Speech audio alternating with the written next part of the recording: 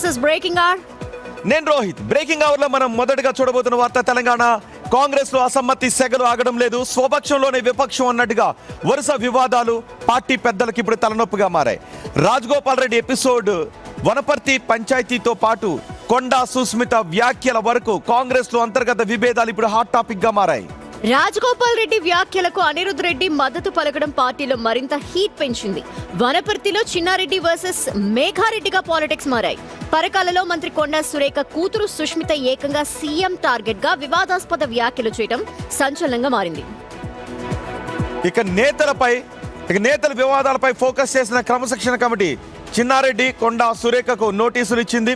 3 రోజుల్లోగా వివరణ ఇవ్వాలని కోరింది. అయితే ఈ చర్యలన్నీ పార్టీలో రగులుతున్న అసమ్మతికి ఫుల్ స్టాప్ పెట్టగలవా, లేక మరింత ముదిరే అవకాశం ఉంటుందా అన్నది ఇప్పుడు చర్చనీయాంశంగా మారింది.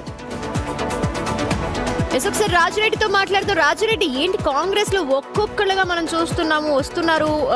కొంతమంది పార్టీ పైన విమర్శలు చేస్తుంటే ఇంకొంతమంది డైరెక్ట్ సీఎం మీదే విమర్శలు చేస్తున్నారు. వీటిని ఎలా కంట్రోల్ చేయబోతున్నారు? జస్ట్ క్రమశిక్షణ కమిటీకి ముందుకు వెళ్ళి ఎక్స్ప్లెనేషన్ ఇస్తే సరిపోతుందా ఇక్కడ?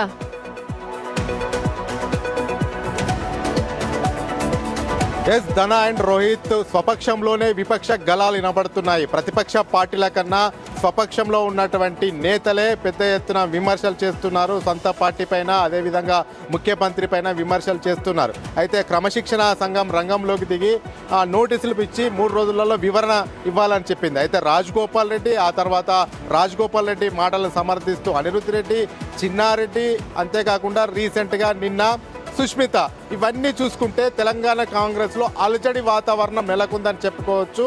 పెద్ద ఎత్తున నియోజకవర్గాల్లో చూసుకుంటే అసంతృప్తి సెగలు రాజుకుంటున్నాయి. అయితే పిసిసి అధ్యక్షుడు మహేష్ కుమార్ గౌడ్, మీనాక్షి నటరాజన్ ఇన్ఛార్జ్గా ఉన్న నేపథ్యంలో వాళ్ళు వీటిపైన ప్రత్యేక దృష్టి పెట్టాలి. ముఖ్యంగా జిల్లాల వైజ్గా మీటింగ్ పెట్టాలి, కోఆర్డినేషన్ ఏర్పాటు చేయాలి, నేతల మధ్యలో ఉన్నటువంటి గ్యాప్ను, అంతరాలను తొలగించాలి, నేతల సమస్యలు. అంటే రాజిరెడ్డి అంటే బహిరంగ చేసిన విమర్శలకి అక్కడ క్రమశిక్షణ కమిటీకి ముందు వచ్చి వివరణ ఇచ్చేయడం వల్ల ఆల్రెడీ జరిగిన డ్యామేజ్ ఎలా కంట్రోల్ అవుద్ది? పార్టీకి సంబంధించిన ఇమేజ్ కావచ్చు, వ్యక్తిగత ఇమేజ్ కావచ్చు, వీటన్నింటినీ కూడా పార్టీ కంట్రోల్ చేయాల్సి ఉంటుంది. అయితే మెగారెడ్డి చెప్తున్నాడు, చిన్నారెడ్డి నా పైన విమర్శలు చేశాడు, పార్టీ నాయకత్వం పైన విమర్శలు చేశాడని మెగారెడ్డి చెప్తున్నాడు. కానీ చిన్నారెడ్డి కూడా దానికి వివరణ ఇవ్వవలసి ఉంటుంది. ఎందుకు అన్నాను, అసలు కాంగ్రెస్ అన్నానా లేకపోతే మెగారెడ్డిని అన్నానా, ఏ కోణంలో అన్నాను, మెగారెడ్డి ఏ రకంగా బిహేవ్ చేశాడు అనేది కూడా చిన్నారెడ్డి వివరణ ఇవ్వవలసి వస్తుంది. అదేవిధంగా కొండా సుష్మిత ఉంది. కొండా సుష్మిత నేరుగా ముఖ్యమంత్రి రేవంత్ రెడ్డి పైన అనుచిత వ్యాఖ్యలు చేసింది. మరి జరుగుతున్న చర్చ ఏంటి? ఈ షోకాజ్ నోటీసులతో ఈ వివాదాలకు ఫుల్ స్టాప్ పడే అవకాశం ఉంటుందా? లేదు ఇది కాంగ్రెస్ లో ఎవరికైతే షోకాజ్ నోటీసులు జారీ చేశారో వాళ్ళు ఏదైనా ఇంకో స్టెప్ తీసుకోవటానికి అవకాశాన్ని కల్పిస్తుందా? ఎప్పుడైనా చూసినా షోకాజ్ నోటీస్తో ఫుల్ స్టాప్ పడే అవకాశాలు అయితే కనబడవు. ఎందుకంటే ఏదో నేత అసంతృప్తితోనే ఉంటాడు, ఏదో నేత బహిరంగ విమర్శలు చేస్తూ ఉంటాడు. ఆ నేతకు షోకాజ్ నోటీసులు ఇస్తారు, ఆ షోకాజ్ నోటీసుకు వివరణ ఇస్తారు, వివరణకు సాటిస్ఫై అయితేనేమో వదిలేస్తారు, లేకపోతే సస్పెన్షన్ చేస్తారు. ఇది జరుగుతున్న ప్రక్రియ. అయితే ఇప్పుడు కాంగ్రెస్లో ఒక వాదన వినబడుతుంది. ఈ అసంతృప్తి గళాలకు చెక్ పెట్టాలంటే పిసిసి ఇన్ఛార్జ్ మీనాక్షి నటరాజన్ చొరవ చూపెట్టాలి, జిల్లాల వైజ్గా వెళ్ళాలి, ఆ నియోజకవర్గాల్లో ఏ సమస్యలు ఉన్నాయో తెలుసుకోవాలి, నేతల మధ్య విభేదాలను పక్కన పెట్టి పనిచేయమని చెప్పాలి, ముఖ్యంగా కోఆర్డినేషన్ చేసుకోవాలి. కోఆర్డినేషన్ చేసుకోవడంలో పిసిసి చొరవ చూపాలి.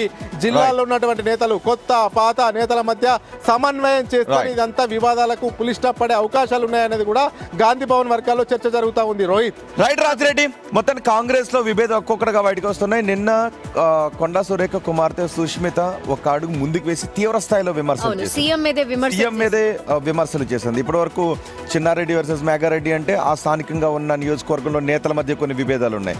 కానీ గతంలో కూడా ఎలాంటి విమర్శలు చేసింది సుష్మిత, ఇప్పుడు మళ్ళీ అదే స్థాయిలో విమర్శలు చేయడాన్ని. సుష్మితతో పాటు పార్టీలో ఉన్న కొండా సురేఖ కూడా కొంత ఇమేజ్ డ్యామేజ్ అవుతోంది. ఆమె కూడా ఎక్స్ప్లెనేషన్ ఇవ్వాల్సిన పరిస్థితి వచ్చింది. అంటే బట్ ఆమె మాత్రం అవి సుష్మిత పర్సనల్ గా మాట్లాడిన మాటలే తప్పించి నాకు సంబంధం లేదు, నేను పార్టీకి సంబంధించి కట్టుబడి ఉన్నాను అంటున్నారు. కానీ సో చూద్దాం సురేఖ షోకాజ్ కూడా- నోటీసులకి ఎటువంటి వివరణ ఇస్తారు లేదు వీటితో ఈ నోటీసులతోనైనా ఈ సమస్యలు సర్దుమణిగి అన్ని నియోజకవర్గాల్లోనూ ఆ separate టైంకి అవుతుందో సర్దు లేదో మనకి చూద్దాం. పోయి తర్వాత మళ్ళీ ఇదే విధంగా కంటిన్యూ చేస్తారా, ఆ తర్వాత మరి పార్టీకి సంబంధించి వాళ్ళు ఎలాంటి డెసిషన్స్ తీసుకుంటారో చూద్దాం.